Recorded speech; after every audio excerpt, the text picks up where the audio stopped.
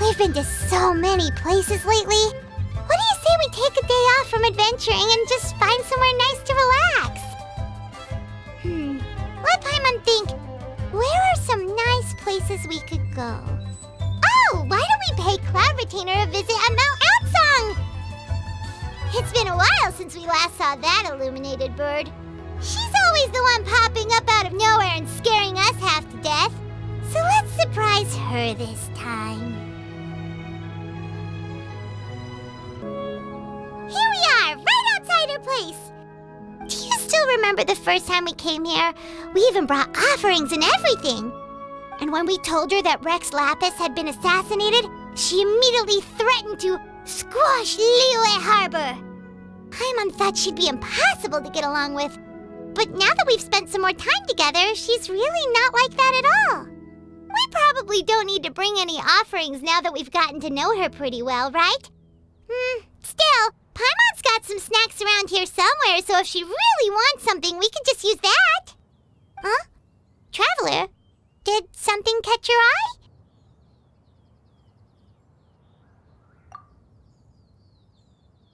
Whoa, what a pretty lady! Is she also here to visit Cloud Retainer? Yeah, you're right. All it takes is one look and you can tell she's someone special. As expected of that bird lady, really. She must have a whole bunch of Adepti friends from all over the country. Okay, but if we're both friends of Cloud Retainer, then we're basically friends by association, right? Want to go up to her and say hello? Helping you make more connections is a part of Paimon's job as your reliable guide. Paimon's got this.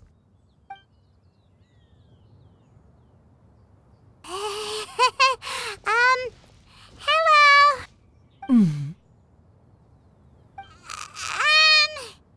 Paimon is Paimon! And this is the Traveler.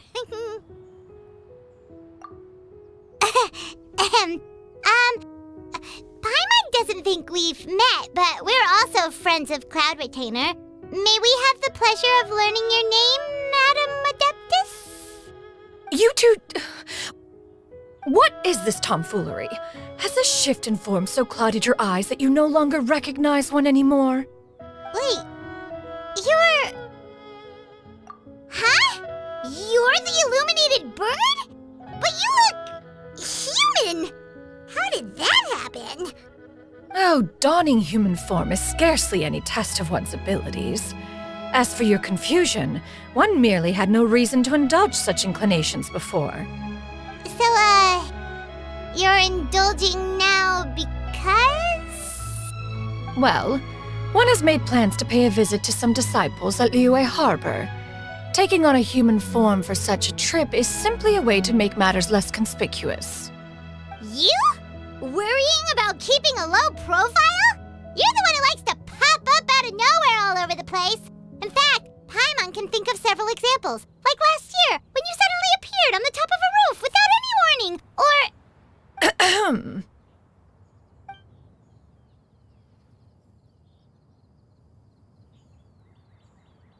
Hey, didn't we agree not to bring that up unless she asked? Oh? So you have taken care to follow the proper rules of etiquette after all. Most commendable.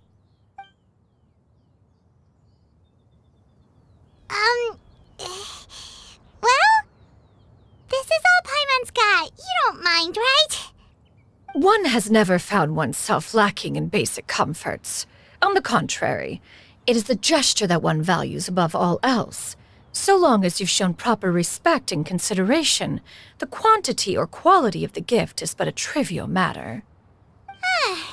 That kinda makes Paimon feel a little guilty for trying to keep them for herself. Anyway, where were we before you reminded Paimon about the gifts?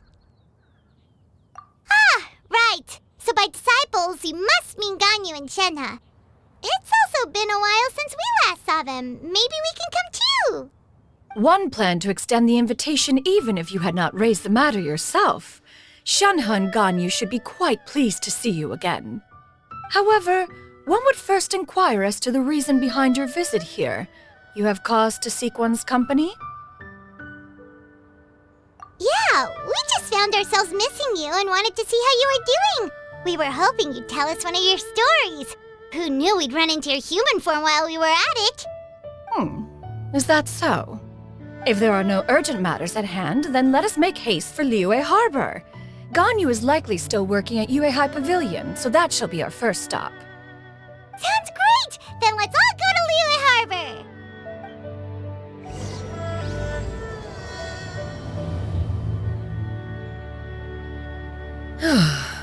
Ganyu has been quite busy with work as of late. One can count on one talon the number of times she returns to Mount Outsong each year. Shenhe has also secured employment recently. In her correspondence with me, she wrote that she shall have no need to return for the foreseeable future. Did they think one was so easily mollified? One shall investigate everything with one's own eyes and decide for oneself if their living conditions are satisfactory.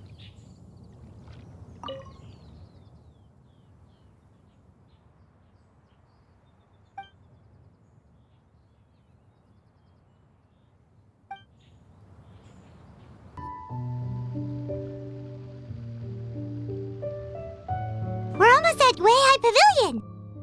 Hey, do you think Ganyu will be shocked to see Cloud Retainer like this? Guess we have no idea if Shenhe and Ganyu have ever seen her in this form before. Wait, where did she go?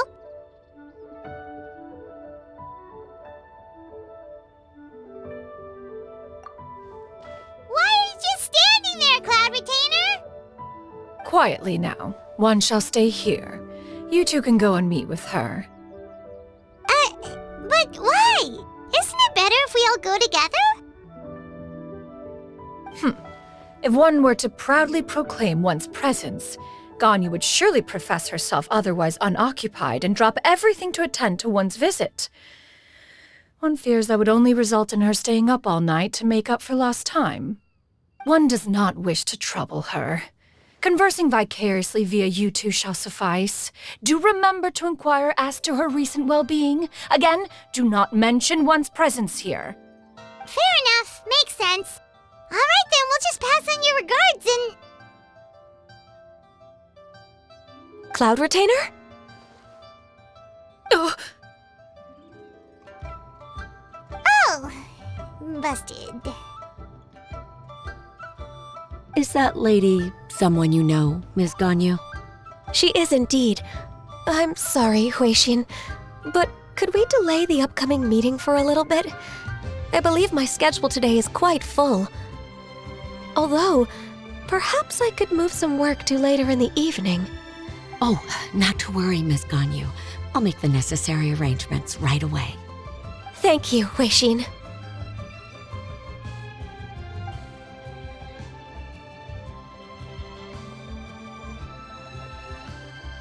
It's been a while, Ganyu. Greetings. What brings you here today? And Cloud Retainer, too. It's been quite some time since I last saw you in this form. You are quite mistaken. One is not acquainted with this Cloud Retainer of whom you speak. One is simply a mere mortal passerby. Huh? Seems she's not buying it. That was but a simple test. One did not expect you to be able to recognize one so easily, especially after so many years of only seeing one's other form.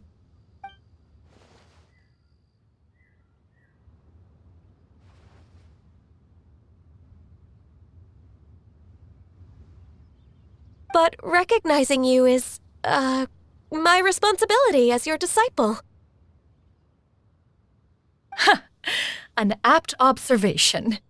One was simply passing by while attending to some important business. One thought it would only be fitting to pay you a visit while in the area. Wait, Paimon wasn't aware of any important... Cloud Retainer's right! We've still got something super important to do, so we can't stay here for too long today. Oh, is that so? But it's been so long since we last saw each other. One simply desired to see you and had no intention of interrupting your work. A quick conversation should suffice for today. A more involved reunion should wait until you find yourself less occupied. I understand. That should be fine. While one acknowledges the amount of work that you have to deal with every day, one must also remind you to rest. Though Adepti blood flows through your veins, excessive exhaustion will still cause grave harm to your body. It still makes one nostalgic to see you as you are now, respected and independent. When you were young, you oft begged one to cuddle you to sleep when you suffered from nightmares. Cloud Retainer! Stop! If you insist. We are running short on time regardless, so one will refrain from going into each and every story. Why don't you continue your conversation? One shall simply stand by and listen. Wow, you've been to so many new places since the last time we spoke. If you ever need anything, please just come find me at Uehai Pavilion. Also, forgive me for my presumptuousness, Cloud Retainer, but if you plan to continue appearing in this form, don't you think it'd be helpful to adopt a human name? A human name? You raise a valid point. Considering the sheer extent of one's renown, Cloud Retainer is surely too recognizable as a name. You really think so? Not that you're not famous or anything, but that famous? You presume to know the extent of one's illustrious achievements. One would hardly think such a thing to be possible. Nevertheless, Ganyu's advice cannot be ignored. From this point on, when in public occasions, be sure to refer to one as Xianyun. Xianyun? I assume that's a reference to the full record of Pristine Pavilion. An Adeptus of years past would rise with the clouds and rest with the moon. They were enlightened and wise, free and unfettered.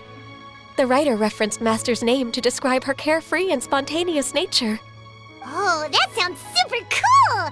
Paimon feels like only the most powerful of Adepti could rise with the clouds and rest with the moon. Actually, those lines were originally written to describe Cloud Retainer herself. Huh? Wait, so you're really that powerful?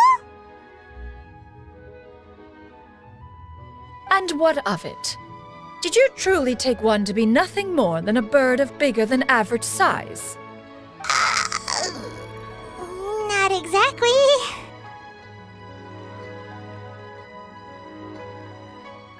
To be fair, Cloud Retainer rarely speaks of her past accomplishments. The tales of her past can only be found in ancient texts. It is said that once, a long time ago, there was a severe drought in Liyue. Left with no choice, many people left their homes, while others spent day and night praying to the Adepti. Although I did not live through such tragedy, simply reading about it is enough to gain a visceral understanding of all the pain and desperation during that time. On top of the drought, a noxious gas also began to spread through the land. If not for Cloud Retainer's efforts, much of Liyue would be nothing more than a barren wasteland today. The books had this to say about what happened. Upon arrival, the Adeptus borrowed the wind to retain the clouds. Immediately, the clouds gathered together, and abundant rain burst forth from the heavens. Drought and plague were both driven away, and the people were saved. Wow, that's incredible! Mortal records add embellishments to dramatize past events. One did merely what one ought, and even if one had not interceded, the other Adepti would surely have stepped in to help. Even so, you stopped an entire drought! Can you really control the weather like the book said? Oh, Paimon suddenly has a lot more respect for you. So it was Paimon's bad for calling you Illuminated Bird before. You're not too mad, are you? How laughable. A name is but a simple label we carry with us on our journey through the world. Why would one be offended by such a trivial matter? That's a relief. In that case, Paimon will continue to call you whatever feels right in the moment. Well, that is quite enough ancient history for now. Ganyu, have you had word from Shenhe?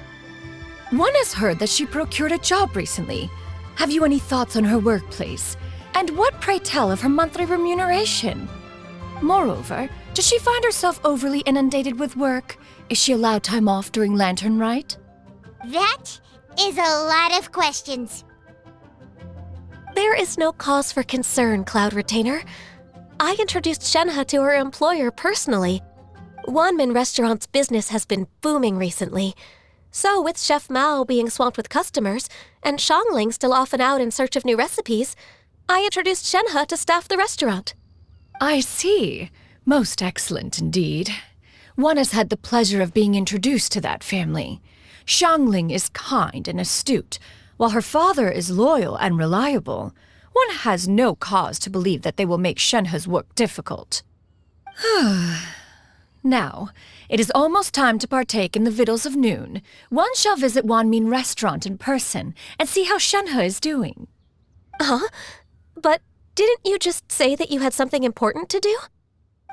Can that wait until after we've eaten? You may return to your work, Ganyu. One shall see to this matter on one's own. There will be many an occasion to dine together in the future. One is certain the opportunity shall present itself most readily.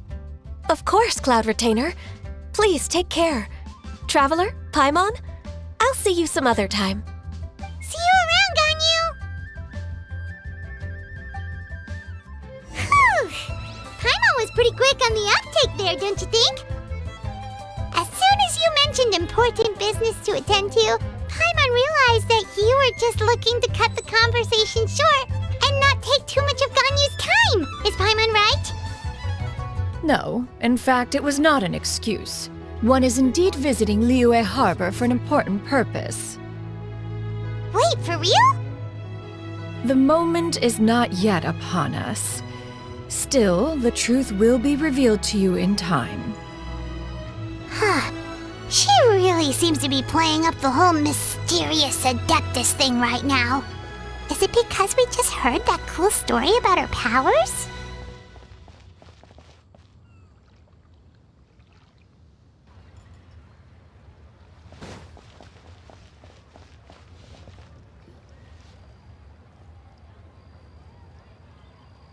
You get what I'm saying, right? Yeah, how can I not? Not even fine food is enough to distract from the presence of a fine lady, eh? Oh, I'm far more interested in getting her details than ordering any dishes. Hey, how about you ask her? You do it. No. I think you should. Wait, she's coming. What can I get for you today? Greetings, miss. I was just wondering if you'd be willing to... What would you like to order? 2 servings of Mora meat to go. Good chat. Bye.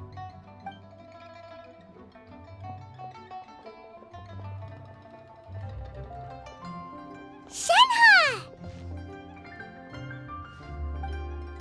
Welcome. It's been a while. May I take your order?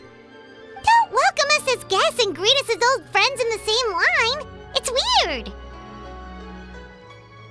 Mm-hmm. Oh, and this is? This is Miss Xianyun. Master? Huh? One does not recall ever revealing this form to you before. How were you able to ascertain one's true identity with such ease? I've trained and lived with Master for more than 10 years. I would recognize you no matter what form you take. You... Is something the matter, Master? Hardly. One simply learned of your employment from your letter and came to check on your well-being. And check out the great food, too. Indeed. It's almost lunchtime. My apologies. I'm still on the clock and can't talk for very long. Well, if it isn't the traveler in Paimon, are you here for Shenhe? The lunch rush isn't in yet, Shenhe. So I've got things covered for now. Go ahead, sit down and enjoy some time with your friends. I'll let you know if things pick up. Thank you, Chef Mao. Woohoo!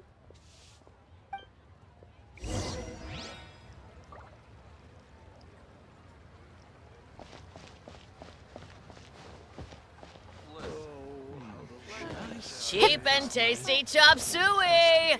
Wow. Leo's really got a lot going for it.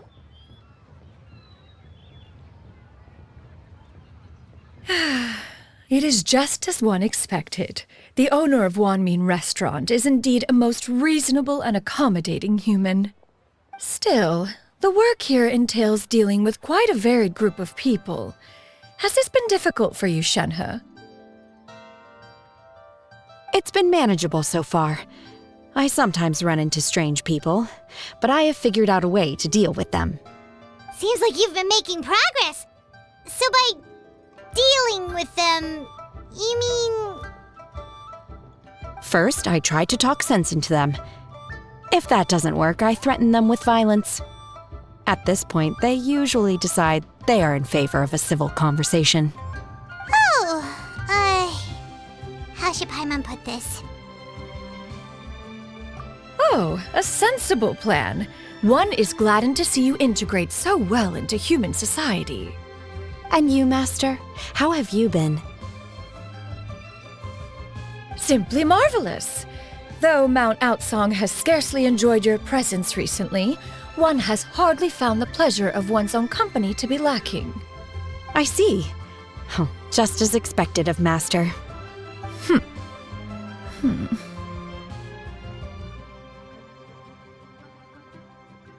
I have missed Master quite a bit too. Even though work has been busy lately, I've already had a conversation with Chef Mao about taking some time off soon to visit Master. Oh, you did? Do make note of such matters in your letters in the future. There's hardly a need to keep one in suspense. Whoa. Her mood shot up just like that. By the way, Master, since you are in Liyue Harbor, have you had the chance to visit Ganyu? Indeed. She is similarly preoccupied with her work. There was time only to exchange a few simple pleasantries. Ganyu told us the story of Cloud Retainer's name. It was amazing. We never knew how powerful she was before. I see. In that case, allow me to also share a story about Master's past. Oh? Is that a problem, Master? I believe this to be a good topic of conversation. No, not a problem. One was simply caught off guard. But no matter, please, proceed. One is most curious to see how much of one's own conversational prowess you possess. Master once participated in a race against Mooncarver. After Mooncarver lost, he insisted that Master's ability to fly gave her a natural edge in such a contest. In response, Master agreed to forego flying in return for being able to use one of her devices in the race. Mooncarver accepted, only to find Master with a brand new device on the day of the contest. Huh. What kind of device was it? It was a mechanical vehicle made out of iron. What was it called again? Oh, an electro-powered bicycle? Oh, you refer to the bicyclical Thunder Flashmobile. One spent 49 days conceptualizing and crafting it. It need only be infused with adeptal energy, and it can cover thousands of miles in one day. Oh, it boggles the mind why Mooncarver ever supposed he might best me in a contest of locomotion. Though he sprinted with all his might, he could barely keep up. Alas, the one flaw of my mechanism lay in its weakness against mountainous terrain. One was thwarted mere seconds from victory, when it was thrown off course and failed to make it across the final stretch. Truly a most unfortunate turn of events. Anyway, do go on, Shenhe. Master, that was the end of that story. Is that so? With you gone, one has seldom felt the desire to call upon those old fossils for another contest. What is a race without spectators, after all? Have you been lonely, Master? Lonely? At one's age, entire human generations come and go in the blink of an eye. Even one's own self-directed musings can span several days and nights. 'Tis a most foreign sentiment. The mere mention of it is preposterous.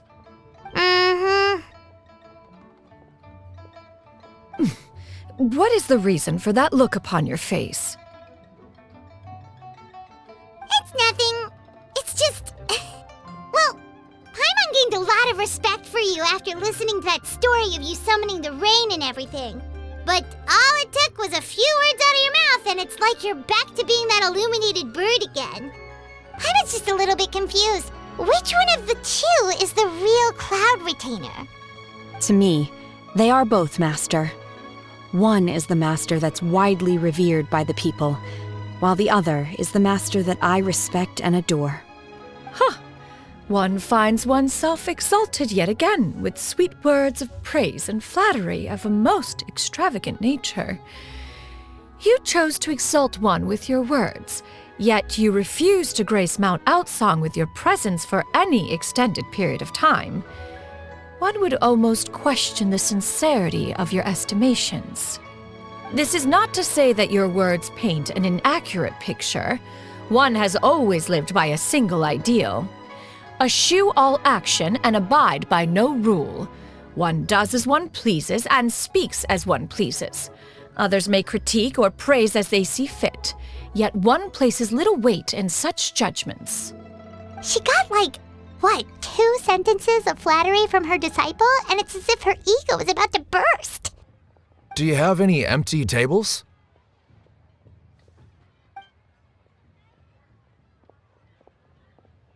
Hey there, could we get another fish stew?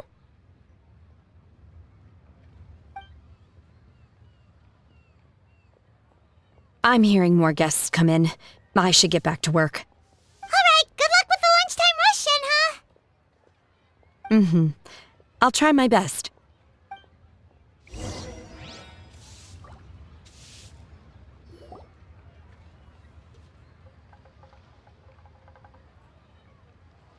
So much yummy food! Paimon's gonna feast!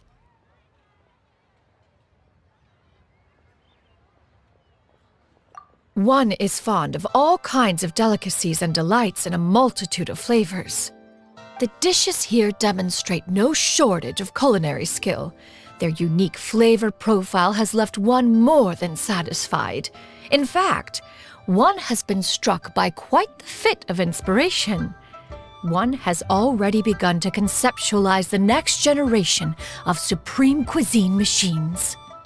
Everything's so tasty! A bit too hot at times, but still super tasty.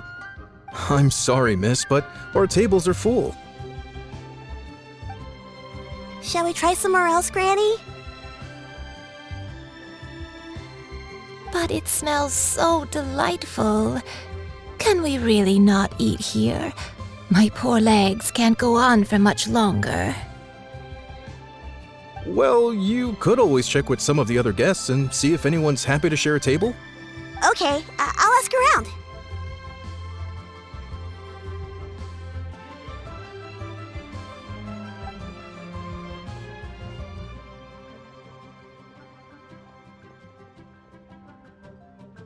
Excuse me, would you mind letting us share a table with you?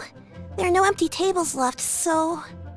Ah, well, Paimon doesn't mind. What about you guys?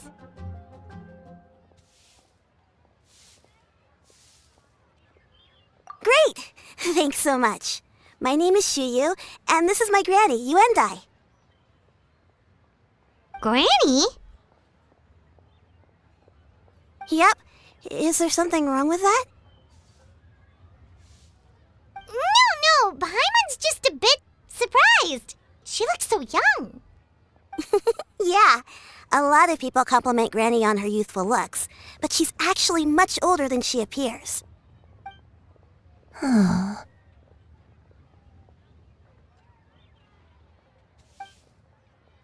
Granny, why don't you take a seat? Come on, it's not polite to stare. Huh. Have we met before? No. 'Tis a fated meeting, then. Please, take a seat. What would you like to eat, Granny? I can order for you.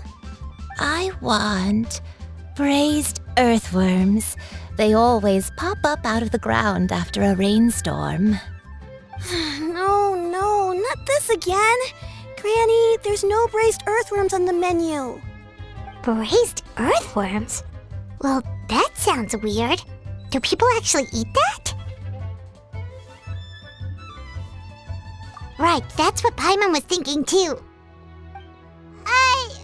Need any help? Help? Oh, do you mean with Granny? Thanks, that's nice of you to offer. Granny has pretty bad dementia, so her memory's getting worse all the time. She's always saying things that sound kinda confusing. Actually, her memory's been bad ever since I was little. But it's gotten so bad lately that I even have to remind her who I am every morning.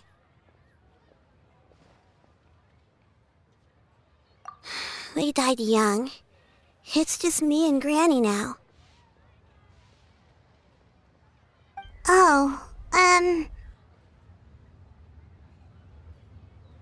But it's okay. Don't feel bad. Granny loves me a lot, and I love her a lot too. Sure, it's hard at times, but you just gotta make the best of the life you've got. Wow, you're really tough for your age, kid. You're too kind. And me? What about me? You're tough too, Granny. Plus, you're really gentle, and you're always there for me. Yes, and it's hardly as if I forget everything. I still remember the important things. Wait, what was that really important thing again? I remember now. It was a dream. I had a dream where everything was dark. Someone was standing in front of me. She told me to come and find her, and that once I'd found her, I would be free. Huh? That sounds super important. But how come you've never told me about it before? It was just a dream, so I forgot about it. But I'm in a good mood now, and somehow I remembered it again. You know, I believe I've had this dream a great many times. But just how many times have I had it? Now that I do not remember. Wait, so you have a reoccurring dream where someone's talking to you? That sounds spooky. Oh, does that mean you're possessed?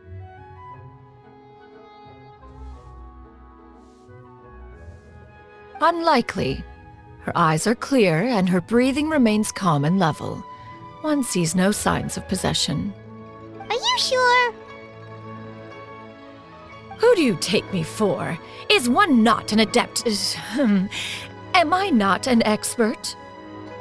You're right. Paimon almost forgot you're the expert. In that case, do you still remember what the person in your dreams looked like, Granny?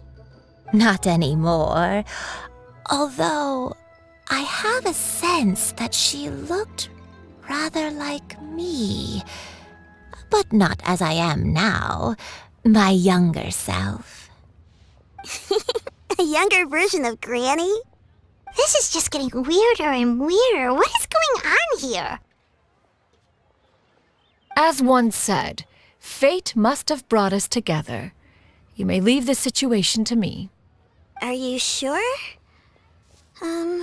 So, what are your names? Paimon's Paimon.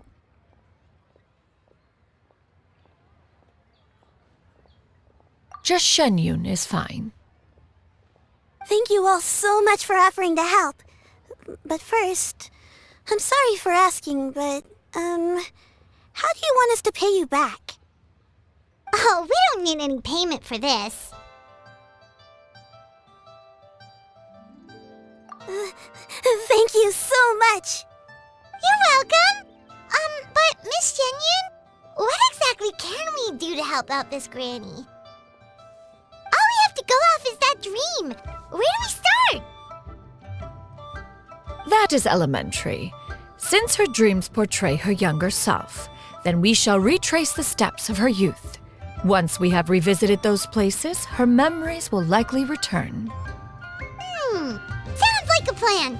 So, Granny, do you remember which places you went to when you were young? Why, of course I do.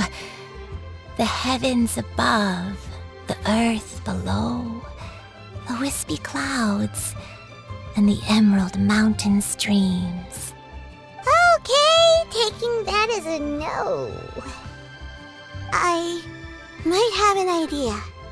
Once, when I was really little, my dad told me that Granny used to be a martial artist heroine who saved loads of people from a disaster.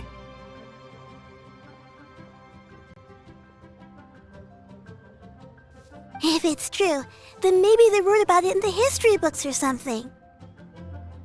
A martial arts heroine? Oh, Shinjo knows tons about Liyue's chivalric traditions. If anyone knows about the heroes of the past, it's him. Let's go find him at the Xianyun Commerce Guild. Are you leaving already? But I'm still hungry. I'll go order some food, Granny. If there's nothing on the menu you especially want, I'll just get a few different things. It seems we must part ways for now. The Traveler and Paimon are bound for the Xianyun Commerce Guild, while Yuendai and Shuyu shall remain here and partake of their lunch. As for myself, I have matters to discuss with Streetward Rambler. Streetward Rambler? Oh, you mean Madam Ping! Precisely. Let us meet at Yujing Terrace once you are ready.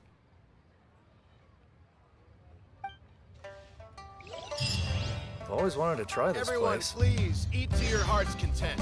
Today At this is price, my the food is unbelievable. Where are you going, Granny? Don't you like the food? Fresh milk. I need to buy you some fresh milk. Milk? Why? You need to drink milk before eating, or the spicy food will make you cry. Hush, little one. Don't cry. Granny, you're forgetting things again. I'm not a little baby anymore. I can eat spicy food now. Even the super spicy dishes, like their fish stew. I can eat 2 whole bowls, no problem. Wonderful! How wonderful! My darling granddaughter is all grown up.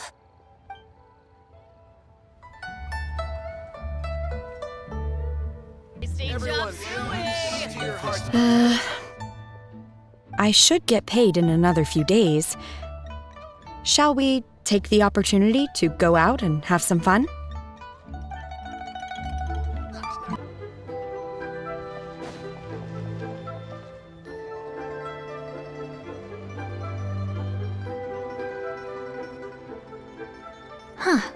It's you two. What brings you here? Shinjo! Great, we found you! We wanted to ask you about something.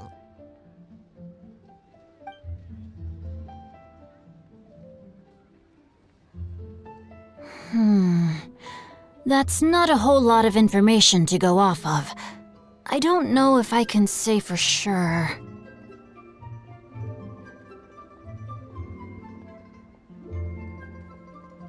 I can't pinpoint her identity from your description alone, but considering her age, I am reminded of a nameless heroine who's been featured in various chivalric novels. Nameless heroine? That's right. The novels often speak of a great drought from 50 years ago. As the people suffered, a nameless heroine appeared and began to clear away evil spirits and bandit camps. The people idolized her, but never learned her name. All they knew was that she always acted alone. Later, though, she supposedly fell in love with a similarly noble-minded exorcist from Mount Tianheng. They were well matched in more ways than one, often fighting together as a fearsome duo of otherworldly strength. After the drought ended, the heroine and the exorcist left the public eye and began living a reclusive life in the mountains. All that remained were tales of her incredible accomplishments. The way this nameless heroine faded from fame into obscurity later in life is not too dissimilar from Miss Yuendai. I hope that's somewhat helpful. Thanks a lot, Xingqiu. We knew it'd be worth talking to you. It's nothing at all, just something I came across while reading. I did do a bit of extra research on her story, but it was just out of personal curiosity. Well, Paimon still thinks that's super cool. Oh, wait, Xingqiu, if you've read up on her, do you know of any places often associated with her? Let me think. In the novels, the nameless heroine always appeared near one of 3 places. Wangshu Inn, the area just north of Jueyun Karst, and Qingyun Peak. Perhaps the real-life heroine who inspired the character was also often seen near those 3 places. That would explain why those locations appear in the various novels written about her. You're welcome. To be honest, I found some parts of the story confusing when I first came across it. If Miss Yuendai was indeed the original inspiration for the character, she may just be able to help me put the pieces together. It's rare for a chivalric hero to fade into obscurity during their lifetime, even after retiring from the public eye. But no one ever saw or heard from the nameless heroine again. There were even rumors that she became extremely ill. I've never understood why someone would go to such lengths to erase themselves from public memory. It's almost as if she was trying to hide from something. There's probably far more to the story than what's been written. We'll be sure to tell you if we manage to uncover the truth. That's a deal. Perhaps, behind the truth of it all, there lies a story more fantastical than any work of fiction. Paimon feels like we just learned so much from Xingqiu. A drought, a nameless heroine, a life of seclusion? Wait, why does the story sound super familiar? Oh, right! There's a drought in this story, too! Xingqiu, are droughts super common in Liyue or something? Well, they used to be. But people have long since developed methods to prevent them, like by cultivating the soil or digging canals. So while droughts do happen from time to time, they are rarely regarded as true disasters. The drought 50 years ago is probably one of the worst we've had in the last several centuries. The crops withered, the streams ran dry, and the monsters in the mountains became rabid and agitated. Countless caravans were attacked, and people who lost their homes came together to form bandit groups. What started as a natural disaster soon became a human tragedy as well. That sounds awful. Yeah, and that's exactly why the nameless heroine was so beloved. She must have been someone of true integrity, to do so much for the people while asking nothing in return. Still, as terrible as that drought was, it was nothing compared to the truly calamitous disasters that befell this land in ancient times. They say that back in those days, disasters were both more severe and more common. Only the strongest of Adepti could hope to dispel the ruin and devastation. Do you have any other questions? We're good for now. We're just going to head back and meet up with Miss Xianyun and the others again. Paimon hopes that Granny Yuendai will be able to remember more of her past. She used to be a great hero who saved many people. So sad that she can't recall any of it. Anyway, we'll be off now. See you some other time, Xingqiu. Thank you so much for your help. It's no problem at all. Safe travels.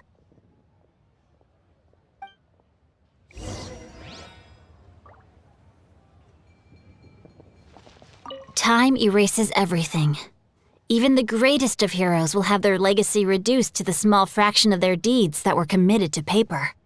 But I think the magic of chivalric novels lies in the way you can catch glimpses of a noble soul from a few mere paragraphs. I wonder if she can...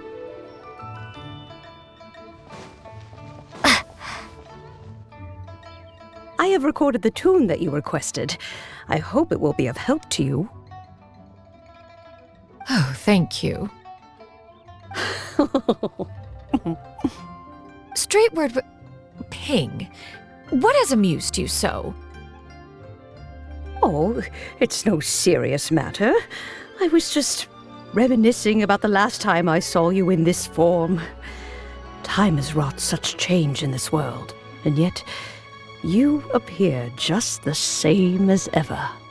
Time has little bearing on one's existence, nor has one keenly felt its effects whilst dwelling at Mount Outsong. Nevertheless, Ping, one would like to seek your counsel on a personal matter. Oh, why so formal all of a sudden? I must say, you're making me a little nervous.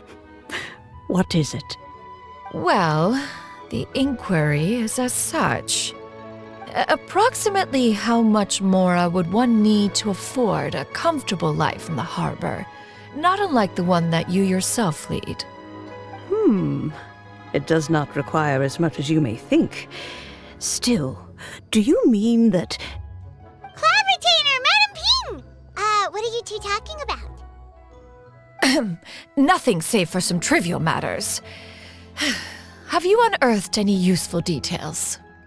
Shinto has a theory, but let's save it for when Chuyu and Miss Yundai have joined up with us again.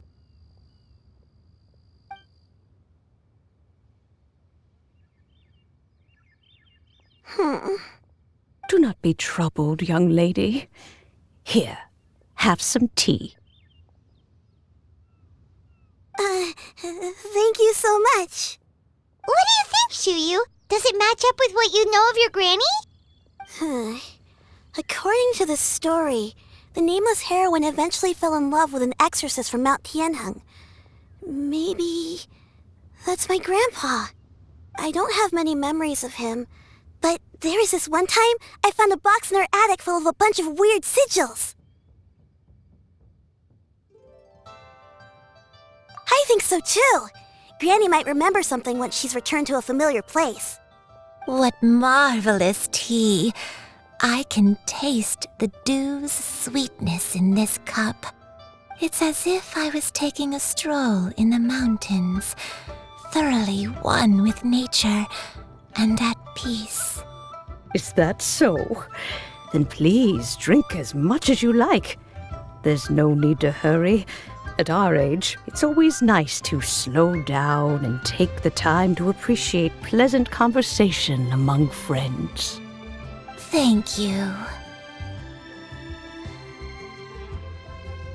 Okay, since we have the time, can I ask you something? Sure thing. What would you like to know? I have a secret I want to tell you. Let's go talk over there.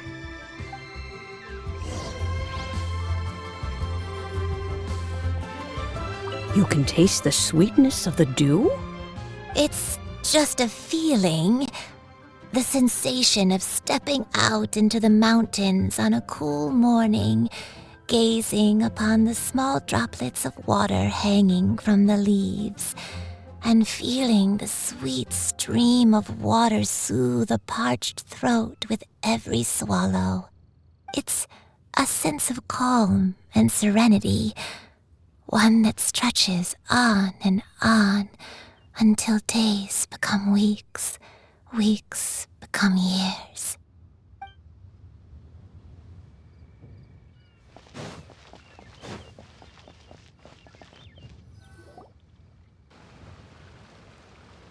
What's wrong, Chuyu?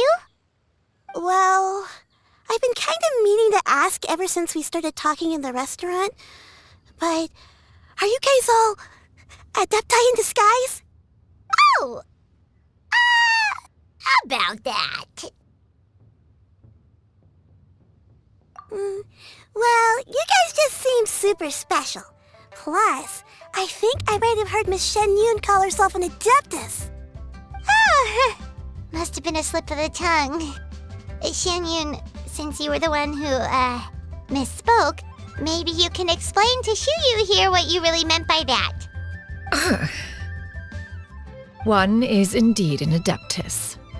Is that of some concern to you? Huh? I knew it.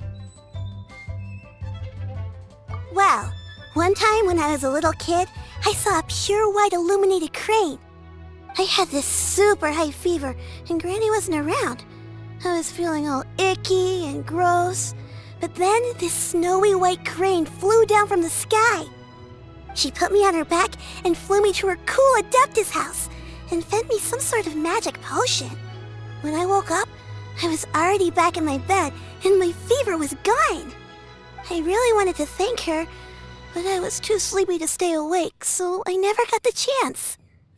So I just kind of wanted to ask if maybe any of you have ever met an Adeptus like that? A pure white illuminated crane? The only two we've ever met are blue and white and black and brown.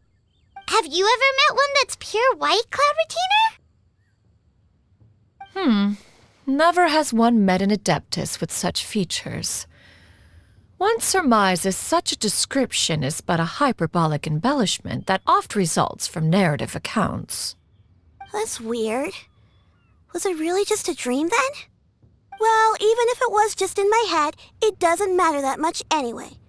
All I really want is to help Granny recover her memories. I'm really grateful for all your help. Leave it to us! Now that we know the 3 locations, we just need to visit them one by one. Let's go to Wangshu Inn first. Okay, I'll go get Granny.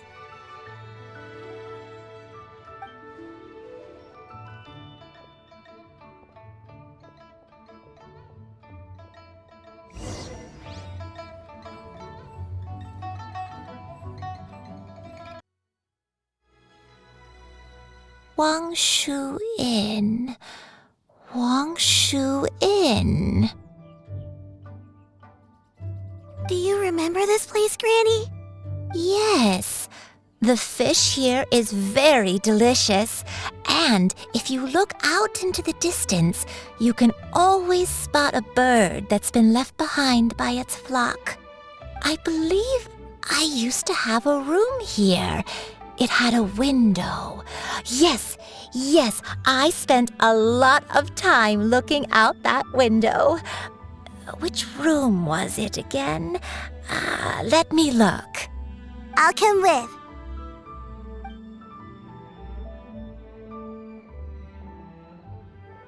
Paimon's still having some trouble understanding what she's talking about, but if she's so familiar with this place, that must mean she lived here, right? Wait, huh? Whoa! Shao! What are you doing here all of a sudden? You scared the living daylights out of Paimon! I sensed a non-human presence and decided to come take a look. If you're here, then there's likely no trouble afoot. I suppose there's no cause for concern. It's been a while, Cloud Retainer. I see you have returned to your previous form.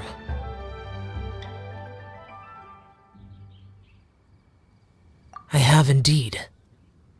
I fought alongside her in this form on many occasions during the Archon War. Oh, wow! What was she like during the war? Oh, wait, let Paimon take a guess. Was it anything like this? Behold, the glory of one's newest invention, the Bang Bang Continuous Fire Mechanism. Hands up and surrender, or be prepared to face the full might of the Adepti. An impressive imitation. Paimon knows her all too well. Even so, Cloud Retainer was not always as ostentatious as you describe. You may be unaware, but her talent with Adepti sigils is just as formidable as her skill in mechanics. The Archon War reached its peak after Guizhong's death. The Cloud Retainer who fought beside me in those devastating battles was taciturn and solemn, only speaking when she had to activate her sigils. A Cloud Retainer who barely talks? Paimon can't picture it. But what happened after that? If you were so powerful in your human form, why did you decide to take up your bird form again? Once one had bid farewell to the world of mortals, what use would one still have for such a shape? When dwelling between mountain and forest, away from the struggles and troubles of the mortal world, a mortal form is hardly the most fitting of choices. After the war, Cloud Retainer retired to Mount Outsong, only revealing herself to the occasional visitor, and always in her avian form. Although I do believe there was an occasion some 30-odd years ago when she decided to don her human form. I believe it was for the purpose of... One believes there is little need to relive bygone matters. Granny, are you okay? Back then, at this place, Perhaps this conversation should end here. I shall take my leave now. Should you encounter any trouble, you need only call my name. However, given that you are traveling with Cloud Retainer, I trust you are in good hands. Everyone! I think Granny is finally beginning to remember her past. Slowly now, calm your mind and recount what has been recalled. A long time ago, I stayed here to recuperate from my illness. Huh. So what Shinto said was true! You did fall ill! Was that why you went into hiding? I don't remember. I'm very sorry, but I can't even remember the name of my illness. The only thing I can remember is that it took a great toll on me, and there was no cure for it. I was confined to my room in Wangshu Inn, where I spent many days unconscious. I'd come to every once in a while and stare at the migrating birds outside the window. It was a solemn sight. I remember crying, but I'm not even sure I knew why. One day, I met a traveling merchant. Upon hearing of my illness, he sold me a bottle of soul-revitalizing tea pills. He told me that the pills were concocted using Adepti blood and could be used to alleviate my symptoms. Sure enough, I made a full recovery. My illness remained dormant for several decades after that.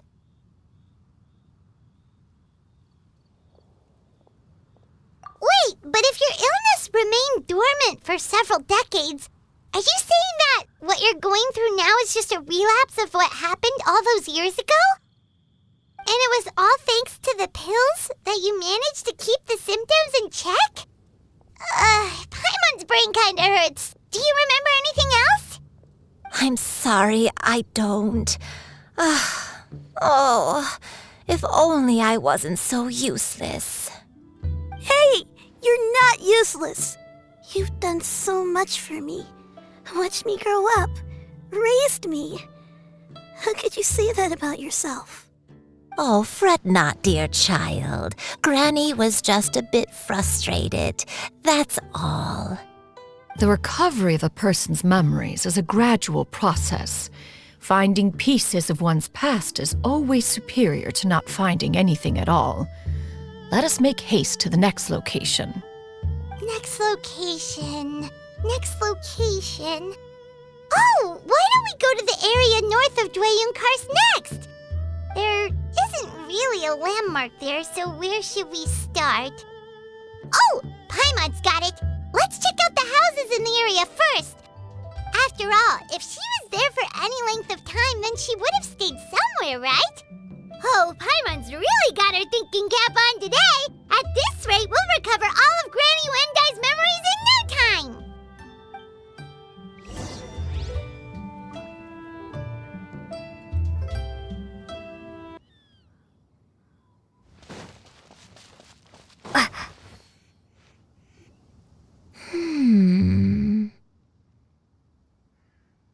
I don't remember this place at all. I don't think I've ever been here before.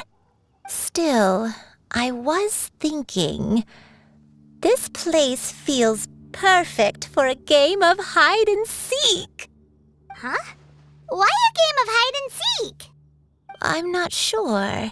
Maybe it's because I used to play that game a lot with Shuyu when she was younger. I don't remember playing it that much. Are you sure about that, Granny? We only played a few times, and we stopped once we realized I was no good at the whole seeking part. Ah, is that so? Then I must be mistaken. Not here then. Let's try somewhere else.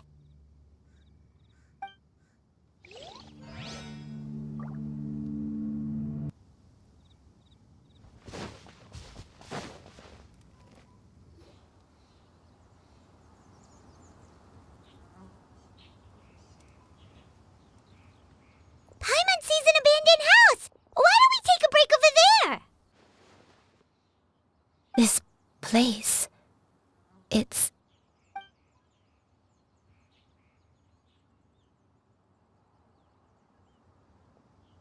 Did you remember something, Granny? I remember. Xianyun. This is where your father was born.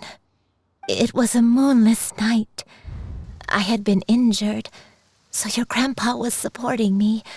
We fled together with some being in the fog behind us in hot pursuit. I had exhausted my strength when the labor pains came on, so we took refuge in this house. Your grandpa set up a barrier outside, but neither of us knew if it could hold the monsters back. I remember that night.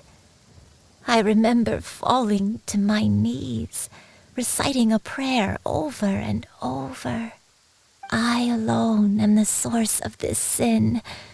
Punish me as you wish for forsaking my oath, but spare my innocent child.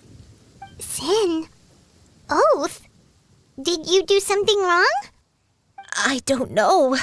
I don't remember. I only remember praying in the darkness with all my strength until the sun finally rose again and the fog cleared out. Eventually, the house was filled with the sound of my baby's first cries. That baby was your father. I remember I clutched him tight to my chest and wept tears of joy. It was the first time I'd ever felt such happiness in my life. My dad? He was my pride and joy, and so are you, Xianyun. You're so much like him, and I love you both so much. But you're always going to be different from me. Why? Just what did I do? I don't care what you might have done, Granny. You'll always be the person I love more than anything. You're too sweet, Xianyun. I'm lucky to have you with me. If not for you, I would not have had the courage to come here, to try to remember what I had forgotten. All right, let's not stand around any longer. There's one place left, yes? Let's go take a look. If one recalls correctly, the next place should be Xianyun Peak. Yuandai, how fares your health? I may be a bit slow, but I'll do my best to keep up. I'm sorry to keep everyone waiting. Climb on, I shall carry you to the top. Oh, such lightness of weight. All those who grow old grow frail in the end, do they not? First, you lose your memory, then your health. Eventually, you end up losing everything. My only wish is to depart this world with a lucid mind, to free myself of this torment and the burden it places upon others. Fret not, you have my aid in this endeavor.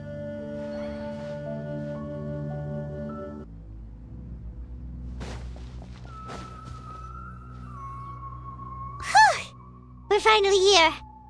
Does this place feel familiar to you, Granny Yuandai? Let me see.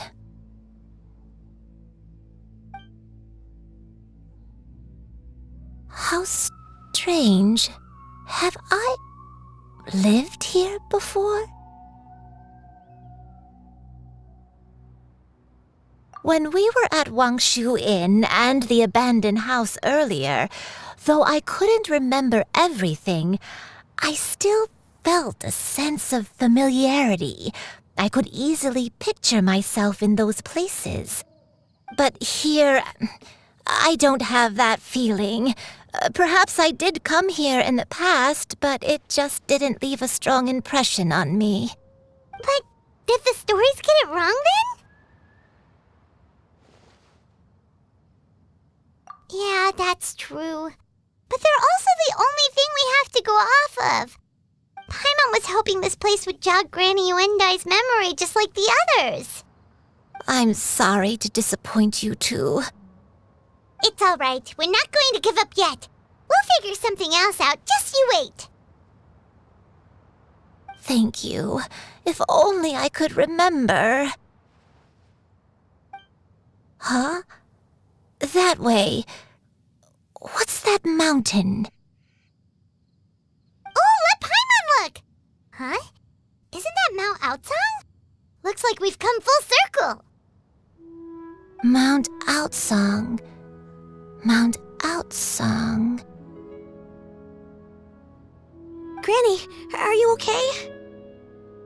Don't push yourself, Granny. It's okay if you can't remember.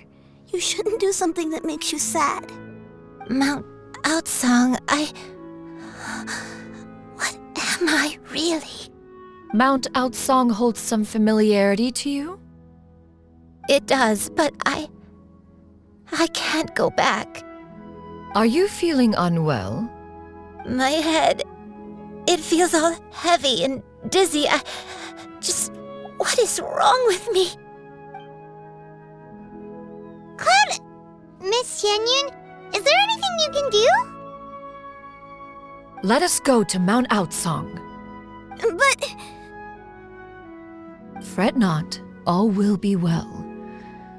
You and I, you have already given more than enough to the pursuit of this endeavor.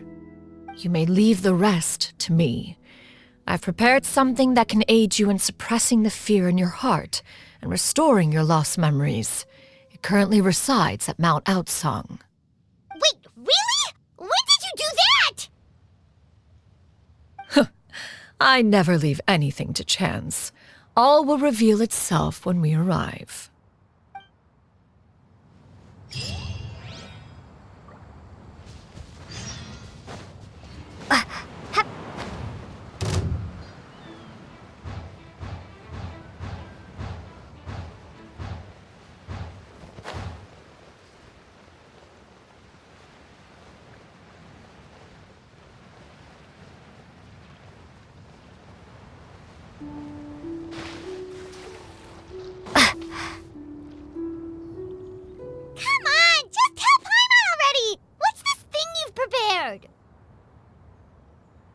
Here, this is it. Huh? But isn't this the mechanism that you were tinkering with when we first got here? Oh, is it another invention of yours? Precisely. A recent one at that. I am most pleased with the result. I call it the Suspensus Somnium mechanism.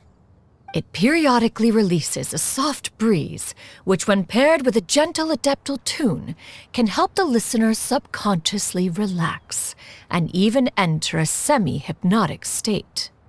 Soothing agitation and anxiety, relieving exhaustion and insomnia, its potential uses are numerous indeed. And of course, it can also aid in the recovery of lost memories. Whoa, what a cool gadget!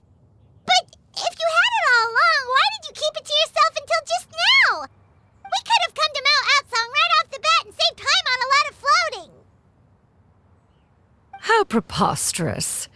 Had Yuendai not recalled much of her past through her own efforts, the device would have nothing to draw upon. We Adepti can only help those who first resolve to help themselves. Had she lacked such determination and strength of character, one would have little to offer in way of assistance. Paimon thinks she gets it now. Hey, what's that other thing? As previously mentioned, A gentle adeptal tune is required to take full advantage of the mechanism. One secured such a tune from Streetward Rambler. Only with her melodies can the mechanism reach its peak power. Whoa, Paimon can feel what you mean! Paimon's body feels light as a feather. It's as if she's lying down on a warm patch of grass after a super satisfying meal. And you and I, is the mechanism helping you to relax? It appears she has already succumbed to the depths of reverie. Come, join one on this side. We shall give her some time to herself.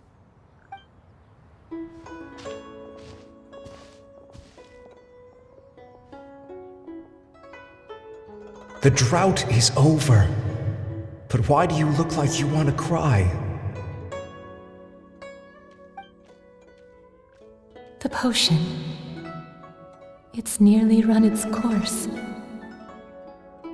I've never regretted meeting you. Not even for a second. Please. Please, no.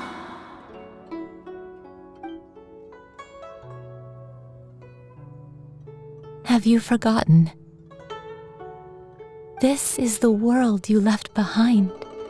One of gentle breeze and morning dew, perfectly straddled betwixt the realms of heaven and earth. This is your home. This is where you belong. You should have never left. The you of the past, the me from not that long ago, we should have never.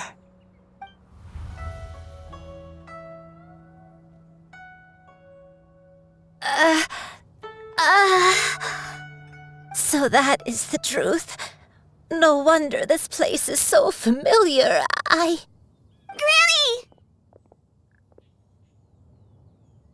Granny, are you okay? Cloud Retainer. Your memories have returned? Wait, did you just call her by her full name? Does that mean you already knew each other? Yes. I now remember everything. Everything. Granny, please don't cry. I'm here. I'm here. Oh, don't worry, my dear child. Granny is fine. I'm so sorry, everyone. You've gone to so much trouble on my behalf. It's all come back to me now. The most important thing that I had forgotten was the truth of what I once was. One can sense the guilt that now plagues your conscience. Reclaiming a truth long buried is sure to come with a myriad of complex emotions. Perhaps one should recount the story on your behalf while you compose yourself. No, it's okay. Now that I've remembered, I must face my memories head on. Shuyu, everyone, I cannot thank you enough for all your help. I'm ready to tell you my story, if you're willing to listen. Please, Granny, don't force yourself. What happened in the past doesn't matter. I love you more than anything. Nothing you say can change that. I know, dear child. My feelings for you are exactly the same. It is for this reason that you deserve to know the truth. Some time ago, I made a terrible mistake. One for which I could never atone. Is this the sin that you mentioned in Xianyun Karst? What happened? I am, in truth, not a human being. My real form, one that I held for centuries, was that of a wild crane. I spent many, many years living on Mount Outsong, bathing in the soft breeze and drinking the sweet dew of the mountains. At some point, I somehow gained wisdom and sentience. The Lord of the Mountain, Cloud Retainer, became aware of my existence and began to share many stories with me. She even passed on the secret of cultivation to me. Though she never took me on as a formal disciple, I always saw her as my master. Whenever she took out her tools to work on mechanisms or new inventions, I would also stand next to her and watch. I even contemplated completing my training and becoming an adeptus in my own right. I followed her teachings, and time gradually passed us by. Until that fateful day 50 years ago. 50 years ago?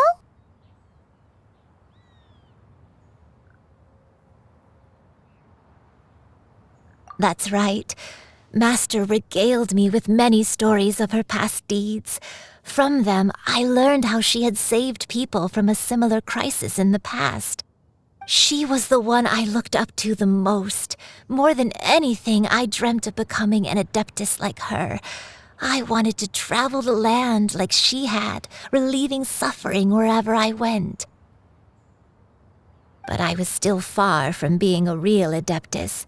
I possessed no ability to take on human form and fit in with the crowd. Once she learned of my desires, Master prepared a special dose of human mimicry potion for me. She warned me that the potion's effects would only last 10 years, and if I were to fail to return to my original form at the end of that time, I would forever forget my past as a crane and become something neither human, beast, nor adeptus. Oh no. So that was the source of your dementia all along. Was it because of Grandpa?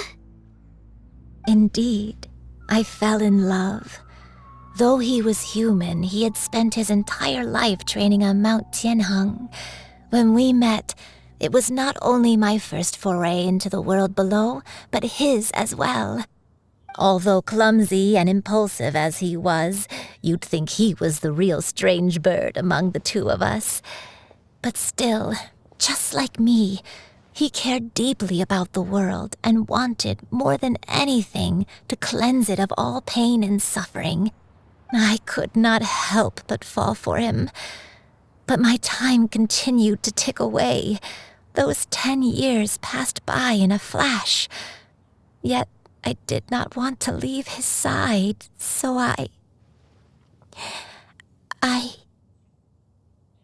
Oh no, what happened next? I committed an offense. I wanted to stay with him, even if it meant living a life full of pain and suffering, even if it meant that I would eventually turn into a monstrosity. I knew I had betrayed Master's hopes, but I was too ashamed to face her. So I wrote her a long letter instead and asked someone to leave it outside her abode.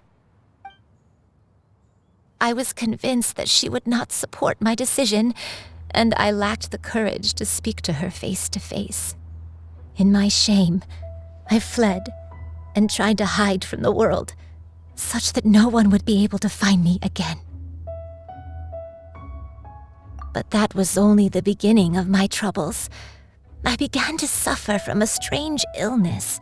My memories became hazy and confused, and I could no longer keep myself awake.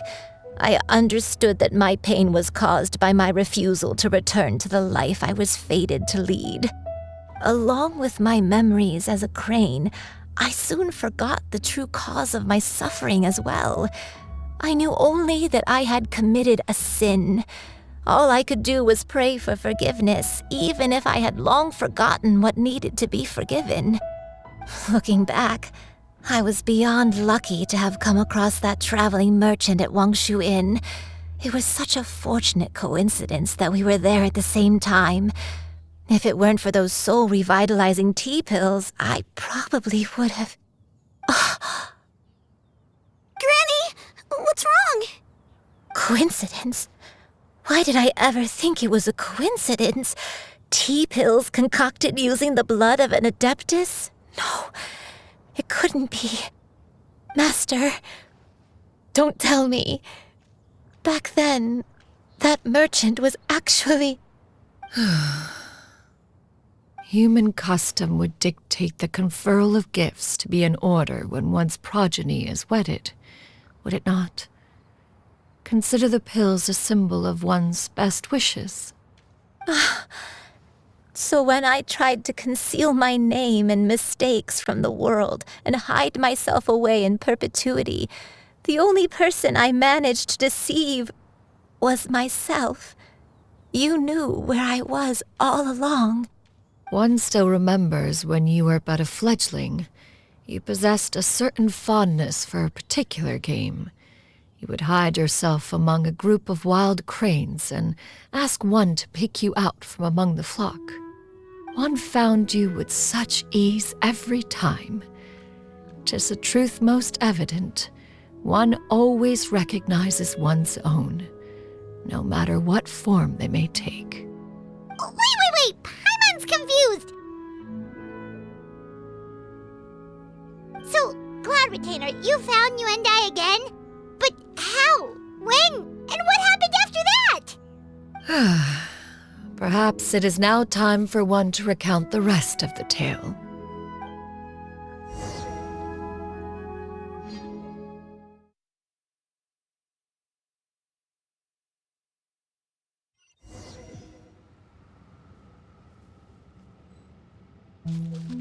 One was furious upon receiving your letter. Seized with anger, one set out to bring you to your senses.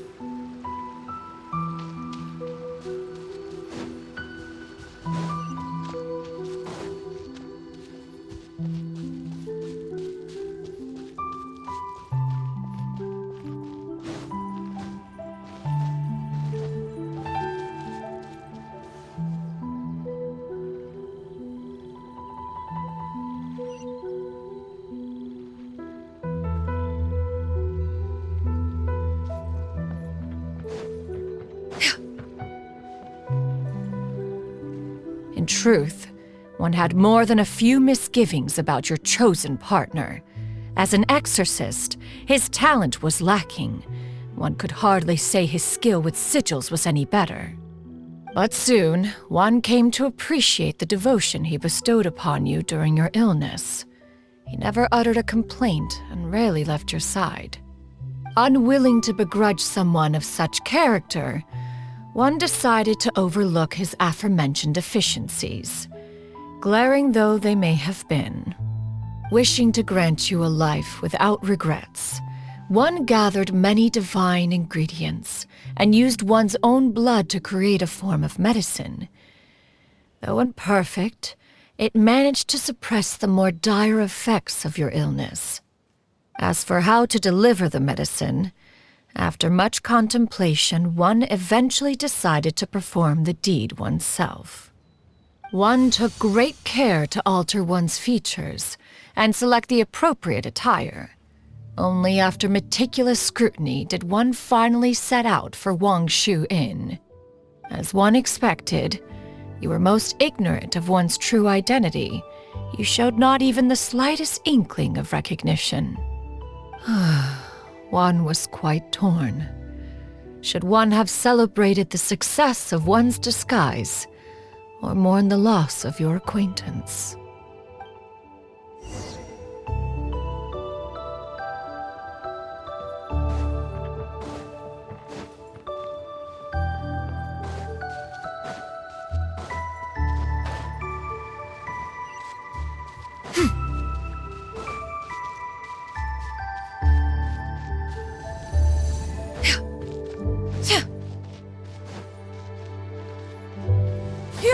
Skyward! Nevertheless, one would speak to you about another matter, if you are amenable. Even considering your loss of memory, one was simply flabbergasted that you could so easily forget the consequences of consuming medicine infused with Adeptal blood. Its proclivity to attract monsters is hardly that complicated of a concept to remember. To think that you tried to travel while weak from sickness and heavy with child. Had one not intervened to clear the fog, all of you would have been lost during the night.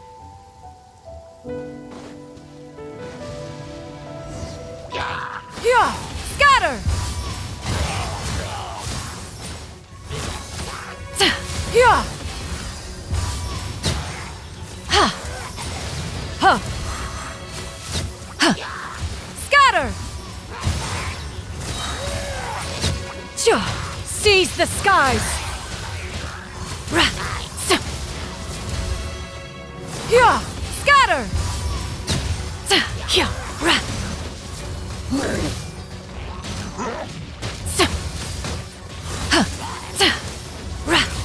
Yeah!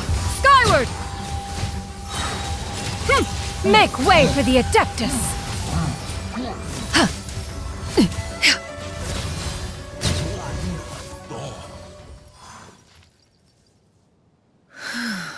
Those monsters would hardly have pursued you with such ferocity without sufficient incentive. They were likely incited by the presence of godly remains. Said godly remains, in turn, were likely drawn to the trace of one scent on your body. One was, after all, an active participant in the Archon War. Some of the gods were likely shattered by contraptions of one's very making. In the end, one was relieved to see you endure through the night. At the break of dawn, one heard an infant's cry pierce through the air, and one saw you carefully cradle the child to your chest. Although certain mortal matters remain foreign to me, one could not help but be moved by your joy. To see you happy, that was more than enough.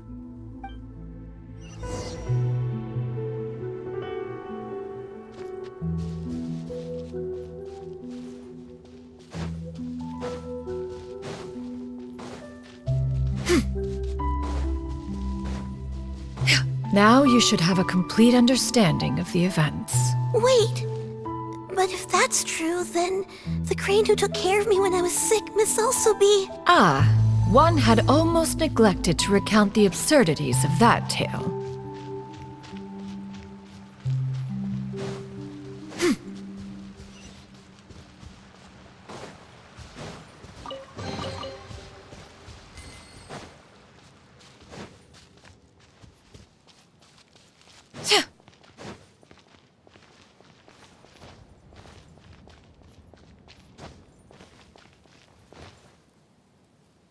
Just as you and I troubled one with her antics, so did you give one many a headache. Upon finding you burning with fever, one made plans to bring you back to one's abode for treatment. However, upon seeing one's form, you began to cry, refusing to get on one's back. When one asked you why, apparently you believed that one could not possibly be a true Adeptus, because all illuminated cranes are white from tip to toe. One had no choice but to apply powder to one's body to conceal the variegated nature of one's appearance. You became more than amenable enough when one stood before you devoid of any other coloring. It bears mentioning, however, that as a crane, Yuendai was nearly entirely pure white in color. Though you had never encountered her in that form, you still recognize the essence of her being. Perhaps fate brought you two together in more ways than one.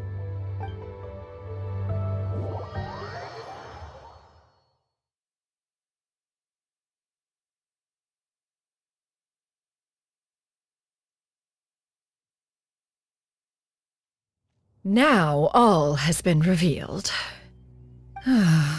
One owes you an apology, you and I. One recognized you upon your very entrance into Wanmin Restaurant. One has always viewed you as a disciple of equal standing with Ganyu and Shenhe. Indeed, one wished to bring your story to a satisfactory end with this visit to Liyue Harbor. Still, one could not reveal your identity right away.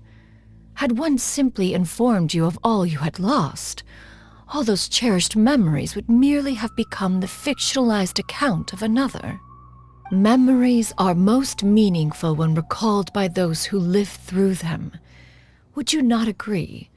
even if the process was painful and arduous to experience. Have you any further inquiries? Master, I must ask, if you found me all those years ago, why did you leave me be, even though you knew about my mistake? Why did you not bring me back to Mount Outsong by force? One has never regarded your action as a mistake. It was a simple choice, nothing more. When it is time for one's progeny to leave the nest, it is the responsibility of an elder to let them fly free. Yet, when your wings grow weary and the night grows dark, just know that you always have a place to which to return. 'Tis a refuge referred to by many a name in mortal writing. Home, nest, haven. Whatever its denomination may be, its essence remains quite unchanged. One speaks, of course, of a place not unlike one's own abode. One's disciples are free to come and go as they wish, yet the door remains forever open to those who wish to return. One rather hopes you count yourself among them. Thank you. Thank you so much. You and I. One expects you too have sensed the rapid deterioration of your condition as of late, have you not? 40 years ago, you chose a path without a future. Though one used one's own blood to provide you with a few decades of extra time, it merely delayed the inevitable. One may have extended the path, yet one was unable to alter its final destination. Even the power of an adeptus has its limits. Had your condition continued to deteriorate, you would have forgotten your life as a human entirely.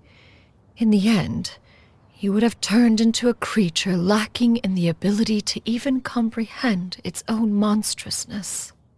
Fortunately, you were able to avoid that scenario by reclaiming your memories.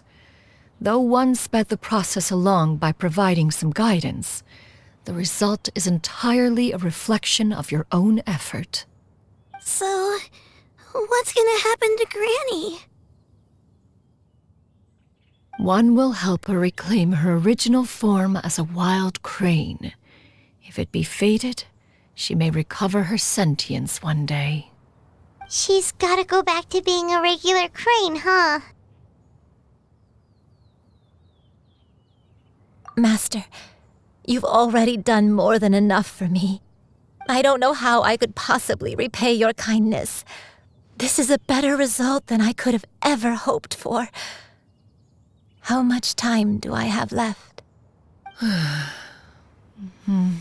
Not long. The transformation is imminent. Granny? Please don't leave, okay? You're all I have left. Please! Don't be sad, dear child. Granny has led a wonderful life. My only regret is having to leave you behind. Don't forget to eat well, okay? A growing young lady like yourself needs lots of good food to grow big and strong. Promise Granny you'll take good care of yourself when I'm gone. I promise, Granny. I'll do whatever you say. Good girl, good girl. Don't worry. It's not goodbye forever. Granny's gonna become the most formidable crane in all of Mount Outsong. Granny will train day and night. I won't stop until I can turn into a human without having to rely on anything but my own power. When that day comes, we'll be able to live together again. You and I. How's that sound? Good. That's a good girl. Even though we won't see each other for a little while, as long as we both work hard, we're sure to meet again someday. I'll eat well, Granny. I promise. And I'll wait for you, no matter how long it takes. I'll wait for you to come back. good girl. Then Granny really has no more regrets. I'm so sorry, Master. Thank you for everything.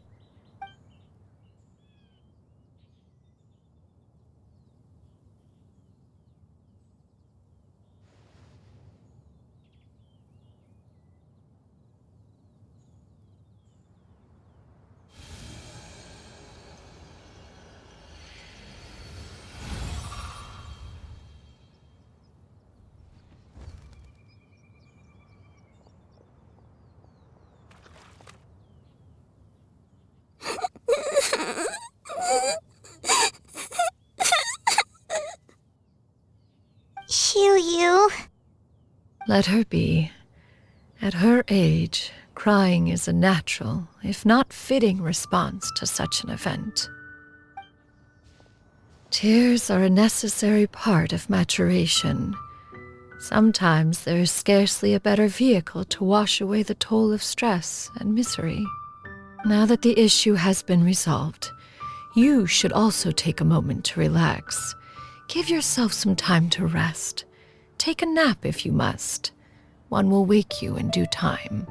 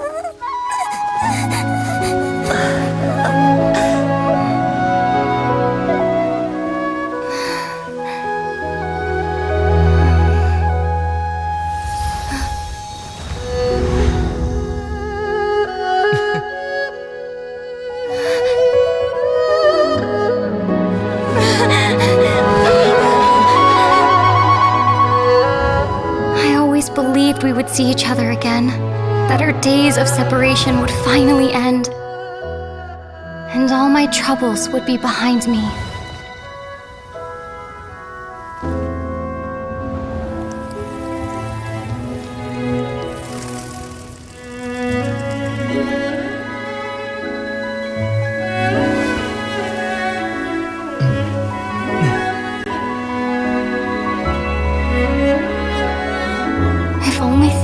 Stay this way forever.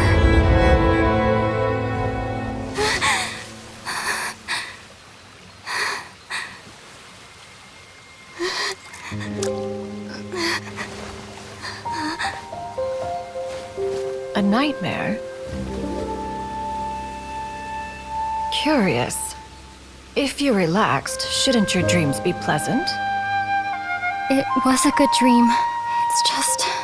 You weren't ready to wake up.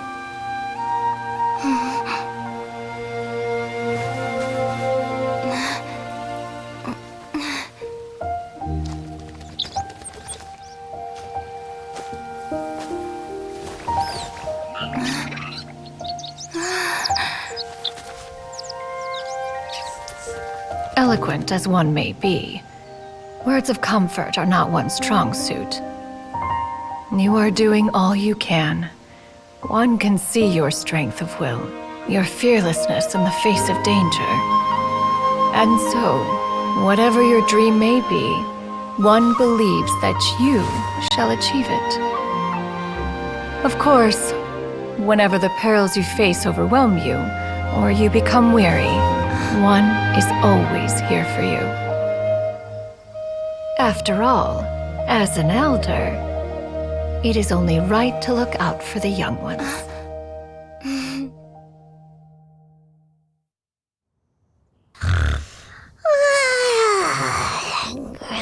chicken drumsticks. Huh?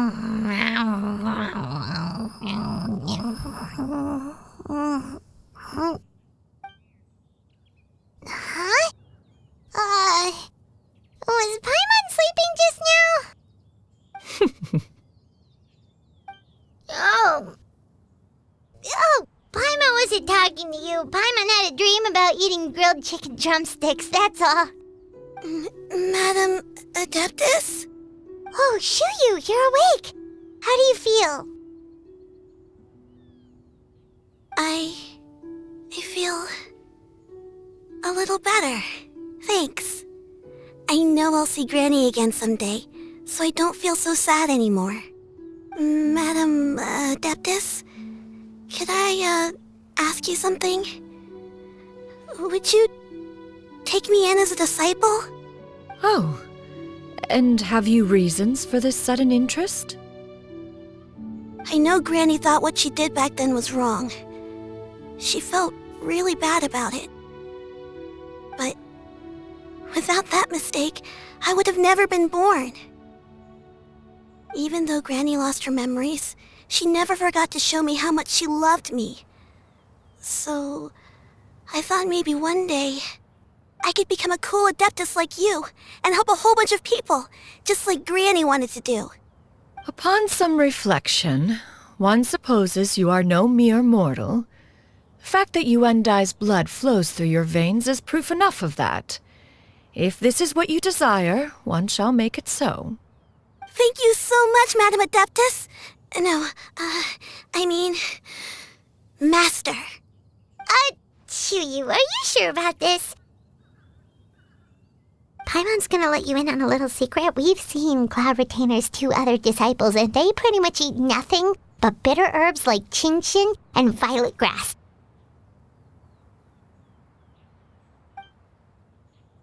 If you join them, you'll never enjoy Wanmin Restaurant's delicious cooking ever again. How utterly preposterous. One has never enforced such a rule. Every individual must find their own path to enlightenment. So long as one retains a pureness of spirit, one's dietary proclivities are quite irrelevant. Well, you say that, but Paimon's not seeing any tasty treats up here now, is she? Although Mount Outsong is rich in natural beauty, its location does preclude access to certain finer mortal comforts. That is precisely why one plans to relocate to Liyue Harbor. Xianyun shall have the honor of becoming one's first disciple in the human world. Whoa! You're leaving Mount Outsong?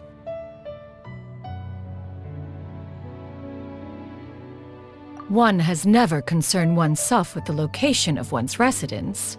From the very beginning, one has sought only solace and peace.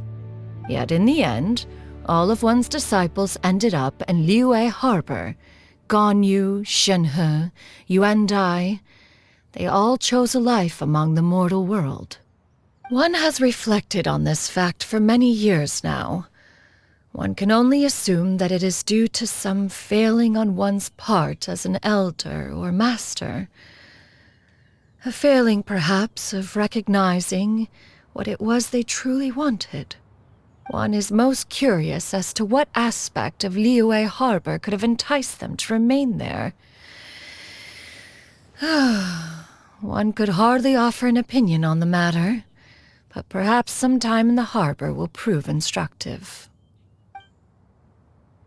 Why are you all so silent? Paimon is, just a bit shocked, that's all. So, does this mean we can grab a meal together in Liyue Harbor sometime? One has precious little time to squander. However, if one finds oneself otherwise unoccupied, one would not be opposed to the idea. One will be assuming the identity of a human while residing in Liyue Harbor. You should take care to avoid disclosing one's true identity. Don't worry, we'll help you keep it a secret. So, when can we expect to start seeing you in the city? Perhaps in 2 days' time. One has some matters to see to before one's departure. Preparation is the key to success, after all. One plans to put up various items from one's collection for sale. The earnings should provide for a comfortable living in Liyue Harbor. One has already picked out a handsome property near Chuhu Rock. 'Tis no small purchase, but what is mortal life if not one expense after another? Seems like you've really thought of everything. Then how about we meet up in Liyue Harbor in 2 days? A sensible plan. See you then. Oh, also, why don't you take this suspense insomnia mechanism as a souvenir? Anytime you should feel ill at ease in the future, you may try quieting your mind and sitting in meditation as you listen to its melodies. It might help you find a new perspective. Awesome! Thanks, Cloud Retainer! Hey, didn't we promise Xingqiu that we'd tell him what we found out? Should we make a trip to the Feiyun Commerce Guild? It's totally up to you. By the way, Xianyun, we have a friend who helped us learn a lot of information about your granny. Is it okay if we tell him the full story? Sure, I don't think Granny would mind, as long as you don't tell a whole bunch of people. I don't think she'd want too many people to know. They might go to Mount Outsong and start bugging her about it. Granny needs to focus on her training, you know? But telling a friend or two is probably fine. No worries, our friend can keep a secret.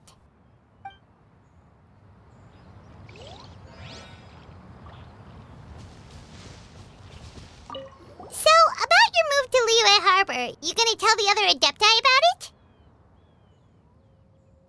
I have left an explanatory note in my abode. Those two old fossils will discover it, I am sure, should they come seeking my company. Considering their recent penchant for going off on private escapades, however, I find myself caring little for how they shall receive this news.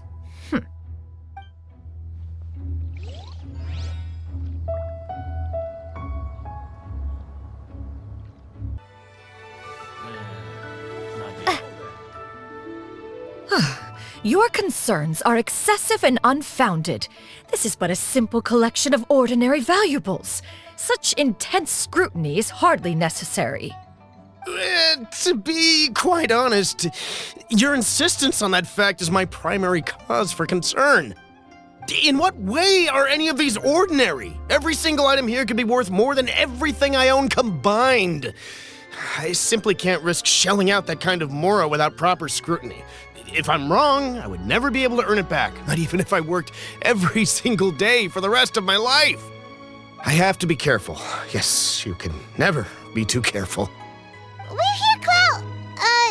Miss Xianyun, what are you guys arguing about? Ah, perfect timing. This ignoramus is questioning the authenticity of my wares. I'll have you know, these items have remained untouched in my personal collection for several hundred years. To question their legitimacy is pure folly. Several hundred years? Indeed. They're family heirlooms, you see, passed down over many generations, as families are wont to do. Yep, they've definitely been around a while. We can vouch for her on that one. Hear that? Had I not found myself in need of mora, I would scarcely have had the heart to part with them. Indeed, you should consider it an honor to even have the opportunity to behold them with your own eyes. Doubt their authenticity any further, and I may just decide to take them to another buyer. Whoa, please don't go! I apologize for any insult, miss. You see, I know full well that I lack the knowledge to judge the true worth of these items. If you could wait but a moment, I've hired an expert to appraise them for me. He should be here shortly. An expert, you say? Very well. I will wait for a little while longer, then. Traveler, Paimon, this is my new residence. If you have cause to seek my company in the future, this is where you can find me. Master! Oh, it's you two again. Hello. Xianyun! You got a new outfit! It looks great on you. Mm-hmm. Master made it for me. I like it too. Huh? You know how to make clothes? do I know how to make clothes. With the support of the proper mechanism, sewing is hardly a challenge. Master, I brought in most of my stuff. There's a few boxes left, but they're kind of heavy, so I just left them outside. Fret not, I shall help you move them into your room. Actually, I should probably sort through my stuff a bit first. Everything's kind of messy right now, so maybe you could, not look yet, Master? Yeah, that'd be great.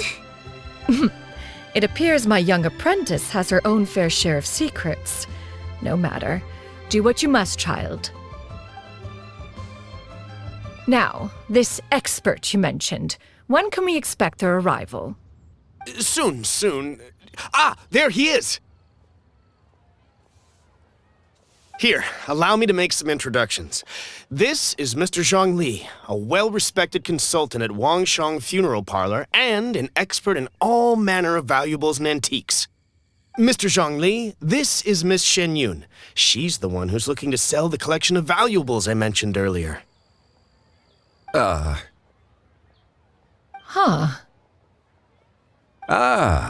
If it isn't Miss Xianyun. It has been quite some time since our last meeting. What a serendipitous reunion. Indeed, most serendipitous. Have you been faring well as of late, Mr. Zhongli? Quite well, thank you. I was fortunate enough over the past few days to enjoy both a stroll in the mountains and a fresh brew of tea from the most recent harvest. The experiences left me with such insight and peace. Huh. So you two are already acquainted? Indeed. How fortunate we are that fate has brought us together again. If you are otherwise unaware, allow me to inform you that Miss Xianyun is a well-regarded collector and appraiser. She is well-versed in all fields and oft-celebrated for her impeccable taste. You stand to gain much from this opportunity. You are too kind, Mr. Zhongli. True collectors pride themselves on their wealth of knowledge and eye for detail. I can say without a doubt that you are foremost in that regard. Why, you flatter me, Miss Xianyun. It would seem that you are as self-effacing as ever. Not at all, Mr. Zhongli. Not at all. While I am loath to butt into this conversation, I must ask, you two already knew each other, and you seem to have quite a cordial relationship. Can I be certain that you're not working together to swindle me? I mean, you never know. Huh! A preposterous accusation. The heavens themselves would collapse before we would conspire to do such a thing. Miss Xianyun speaks the truth. Contracts are built on honesty and trust. If that proves to be beyond your capabilities in this instance, this transaction may be taken elsewhere. Say no more. Let us depart. I jest.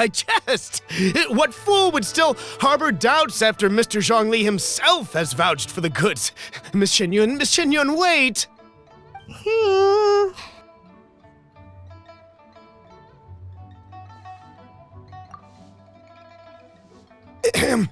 I deeply apologize for doubting you.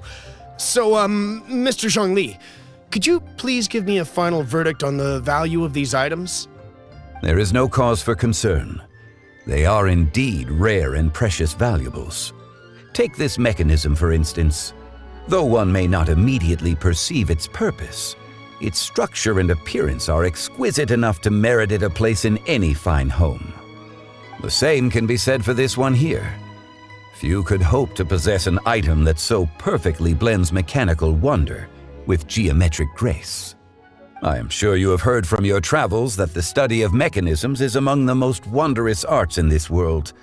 With that in mind, I earnestly recommend procuring every last item in this collection. All right. Since I hired you as my consultant, Mr. Zhongli, I shall, of course, trust your good opinion. Then, in that case, Miss Xianyun, I'll take the lot.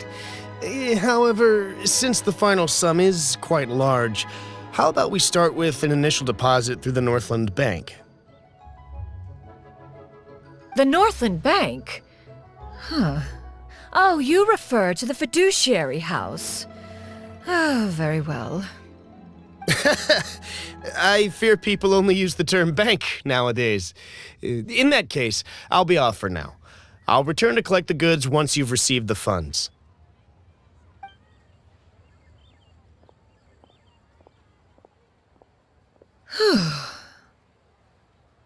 Xiangli! My friends, have you been doing well? We've been great! How about you? Paimon didn't know you were such a busy consultant! My days have been quite pleasant as well. I had been quietly enjoying a cup of tea when Mr. Xiaozu requested my services.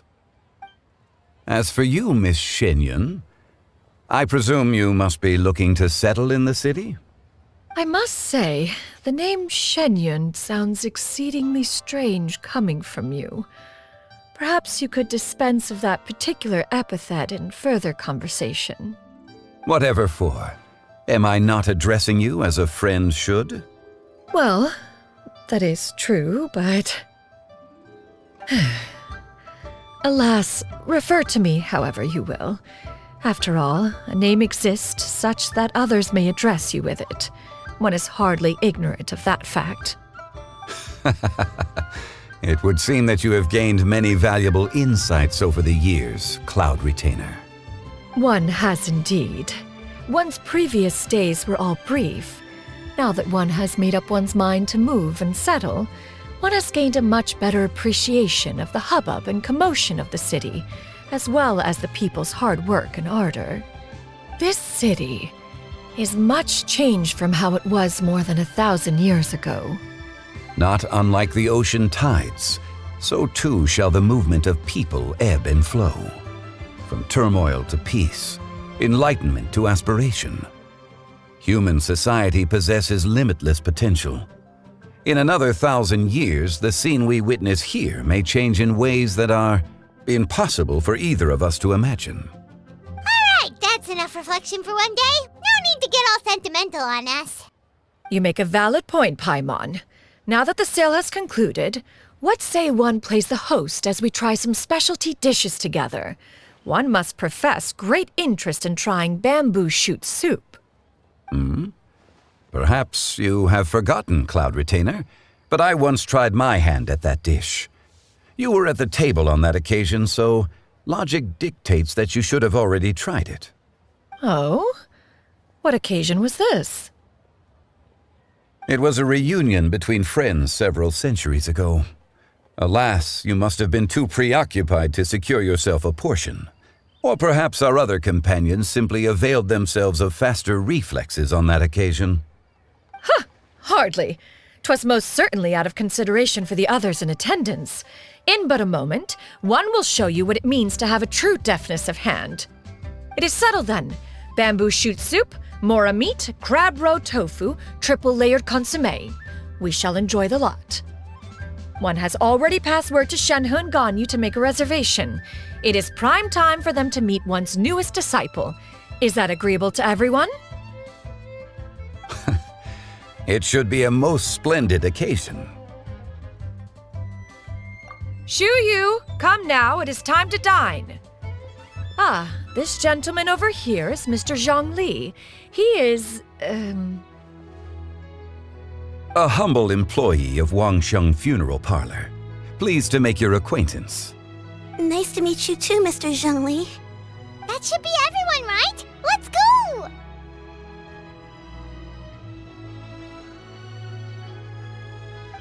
Sounds good. Actually, Master, have you ever tried Adeptus' temptation? I heard it's impossible to stop eating after even just one bite. You know, 'cause it's super tempting and stuff. Is that true? That sounds rather implausible. Although with the right preparation, certain dishes can be too delicious to resist. Huh? Why are you all walking so fast? Hey, wait for Paimon! Hey, wait up!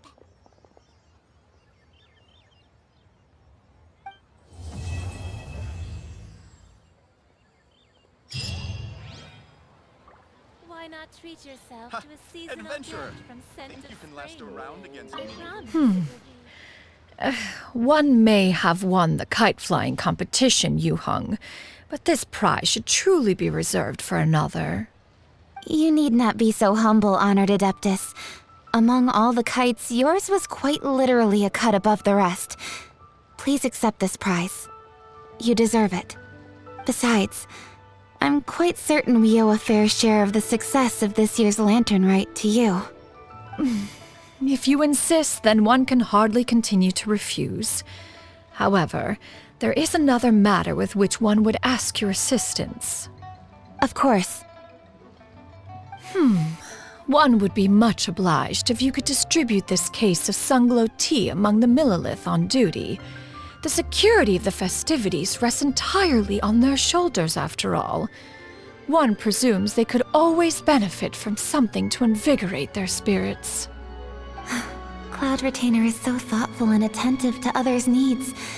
I would expect nothing less of an esteemed adeptus such as herself. Understood. I'll get on that right away. A fortuitous result indeed. One's tea surplus has hitherto resolved itself.